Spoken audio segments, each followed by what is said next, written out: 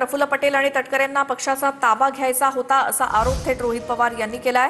रोहित पवारांकडून प्रफुल्ल पटेल आणि तटकरेंचं नाव घेऊन मोठा आरोप करण्यात आलाय। पक्षावरती कंट्रोल मिळावा म्हणून दादांच्या घराबाहेर काळी जादू केली होती का असाही सवाल रोहित पवार यांनी केलाय। विधानसभा परिसरामध्ये बोलताना विधान भवनाच्या परिसरात बोलताना रोहित पवार यांनी हे गंभीर आरोप केलेत। सुनील तटकरे आणि प्रफुल्ल पटेल यांच्यावरती नाव घेऊन आरोप केलेत रोहित पवार यांनी। प्रफुल्ल पटेल आणि तटकरेंना पक्षाचा ताबा घ्यायचा होता, पक्षावरती कंट्रोल मिळावा म्हणून दादांच्या घराबाहेर काळी जादू केली होती का असा सवाल रोहित पवारांचा।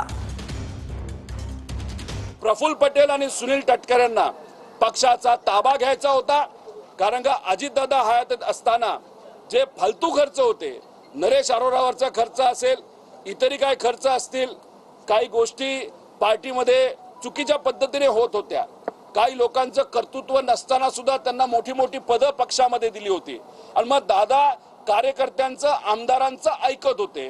पण या लोकांचं ऐकत नसल्यामुळे मग ह्या लोकांनाच कुठेतरी असं पाहिजे होतं का की अख्खी पार्टी आपल्या कंट्रोलमध्ये त्या ठिकाणी यावी आणि मग अजितदादांचा ऍक्सिडेंट होणं, पार्टीचा कंट्रोल करण्याचा प्रयत्न त्या ठिकाणी करणं। तर अजितदादा हयात असताना, अजितदादा जिवंत असताना अजितदादांच्या घराबाहेर ब्लॅक मॅजिक केलं जातं।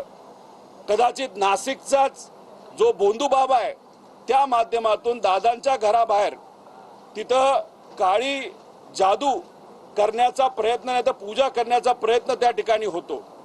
मग ती काळी जादू नाही तर तो जो काय पूजा आहे त्याच्या मागे करण्याचं कारण म्हणजे पक्षावर कंट्रोल यावा, असं काय होतं का?